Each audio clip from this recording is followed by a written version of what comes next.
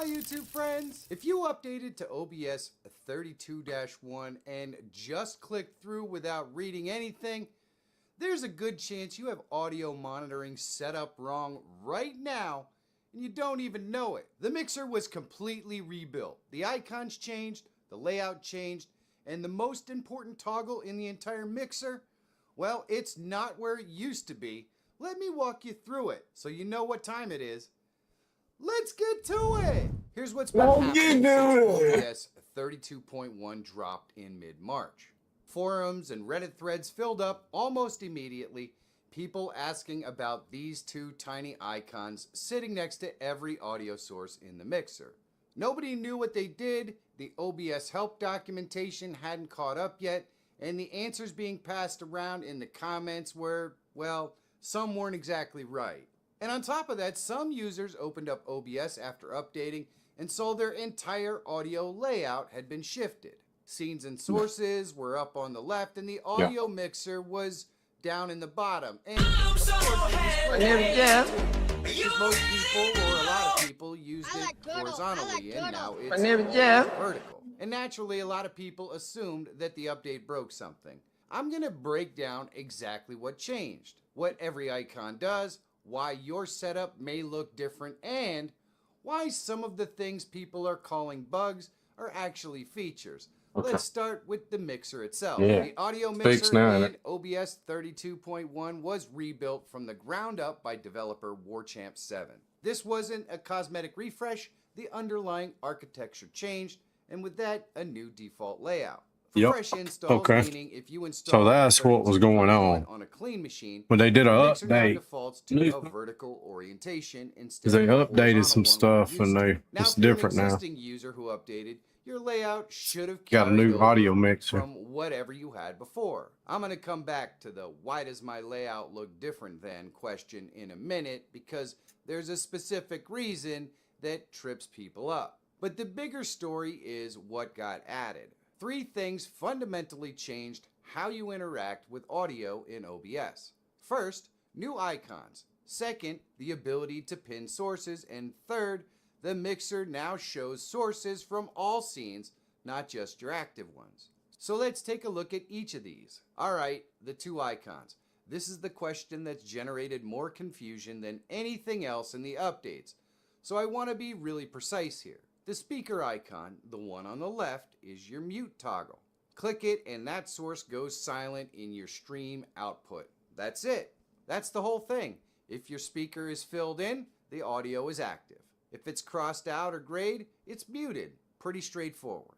Now the headphone icon. This is the one that's causing the confusion, and for good reason, because this used to be buried 3 clicks deep. The headphone icon is your audio monitoring toggle. When you activate it, OBS will pipe that audio source through your headphones or whatever monitoring device you have set up. Now, assuming that you have your monitoring device set up in your OBS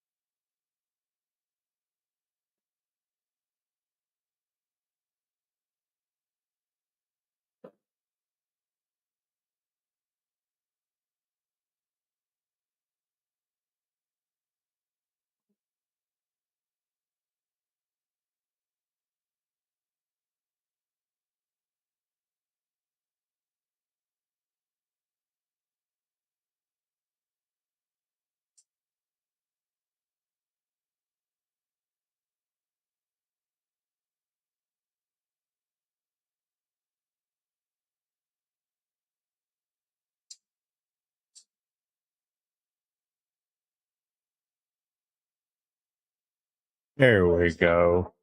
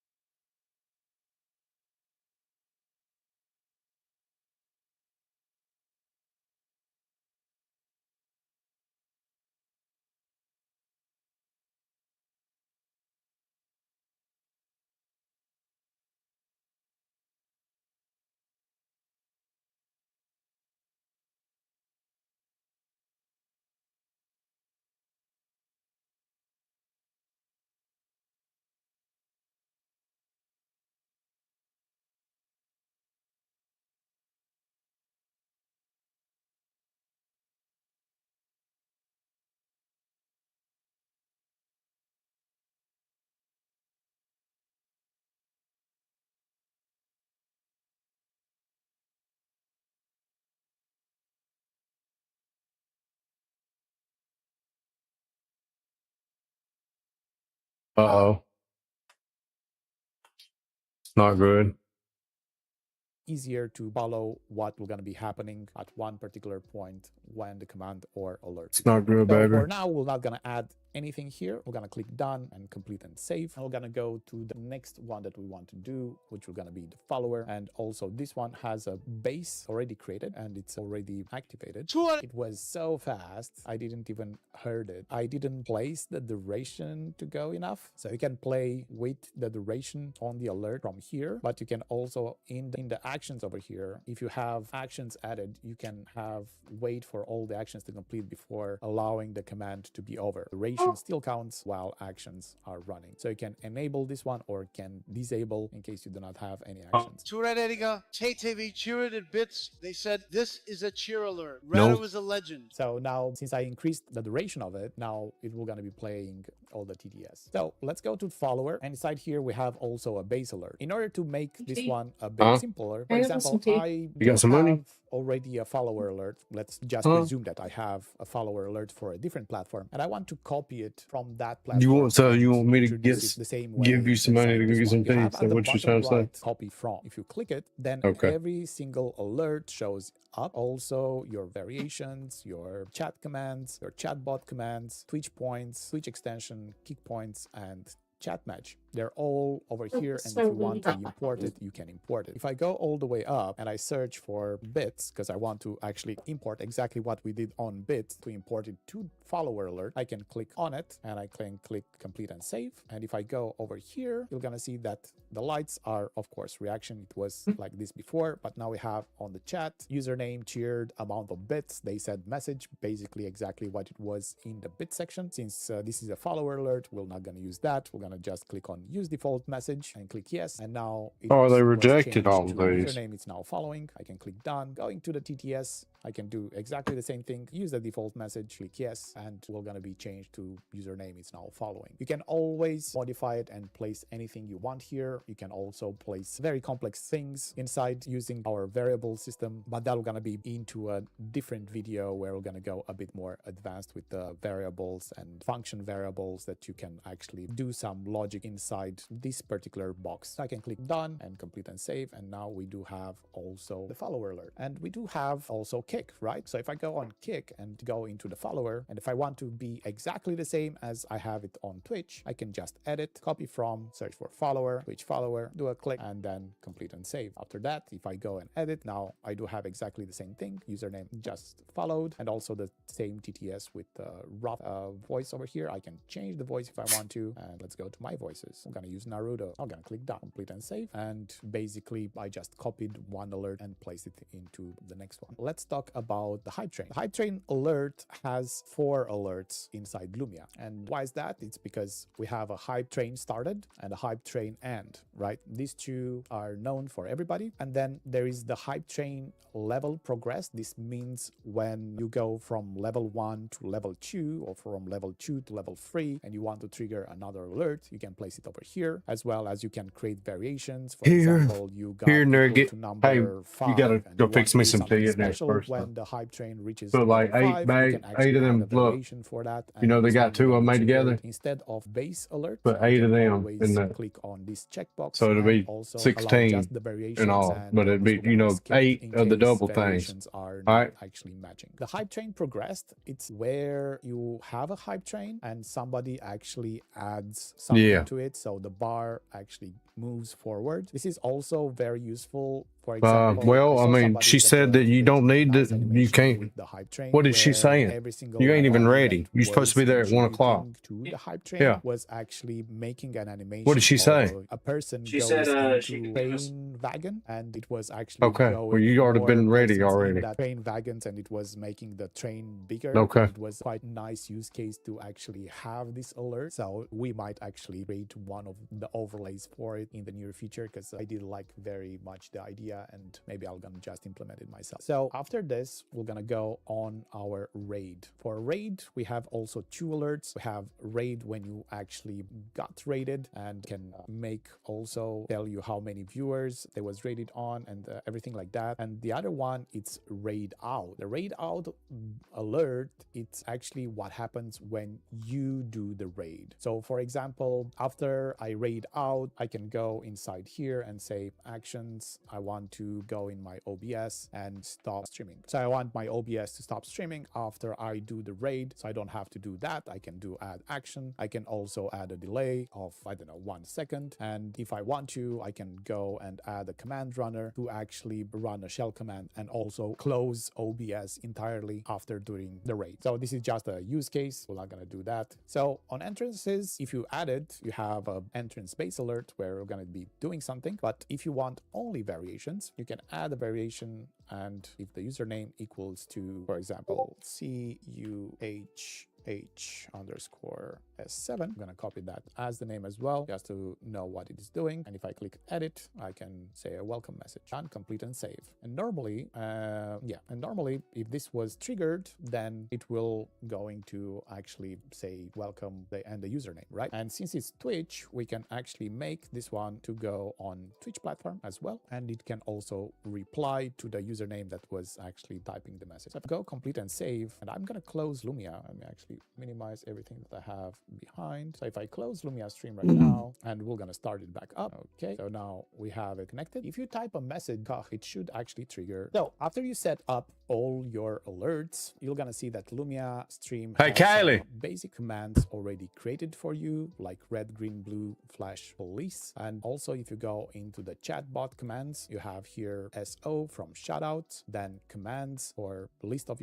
all your commands. We're gonna give you the URL where users can find those commands, the uptime since how long you were streaming, the follow age for the users, then the is here. This is the automatically it's triggered when Lumia it's actually starting up. This is here command, you can actually turn it off or on depending on what you want. Then you have a raffle for doing raffles. We're gonna go through those as well. Join queue, it's for viewer queue, where for example you're creating a queue of users to play with you, and then you want them to be in a queue, and then just select the next ones that are in queue to actually join your games. Then the points, these are for loyalty points. It's a currency system that you can create inside Lumia stream. You have also achievements based on the user profiles. Roulette, it's a mini game, as well as dual slots. And tournament allows you to create custom tournaments inside Lumia stream. We're gonna talk about those as well. Let's add some other connections where you're gonna be having some lights to play with, right? We're gonna go in our connections, and let's say we have some Govi products, and we're gonna search for Govi Cloud. And here you're gonna be required to get your API token. And on the right side, you're gonna find the tutorial on how to do it. Go on and open the mobile app, click on About Us, apply for key, and then you're gonna get email with the API key, and then you can introduce it over here. I can actually do that and get it on my side. I already have Govi API. So if I place the API key over here, I do see my lights, and right now I do want just the smart curtain lights and the rope that it's behind me. I'm gonna click next and refresh, and by default this is the Lumia color. You're gonna see your default state. If you go inside the creator, if you click default state,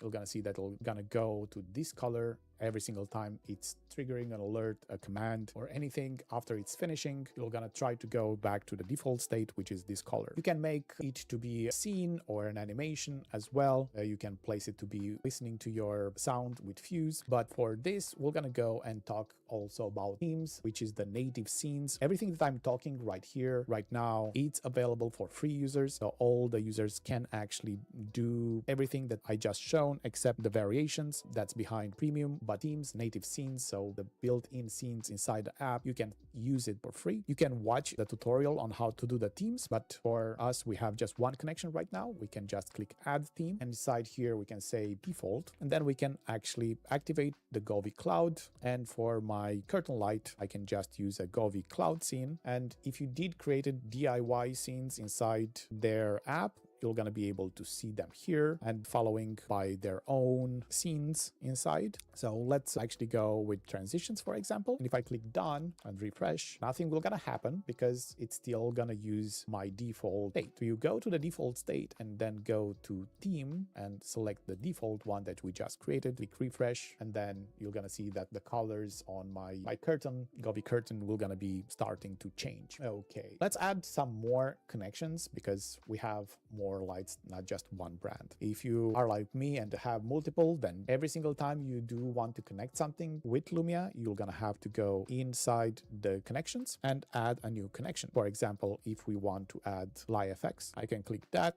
I need my email and password. After you add your username and password, you're gonna have to authorize so to use your account. Click OK, and then after a few seconds, if you have your lights connected, it should be showing up in here. I do have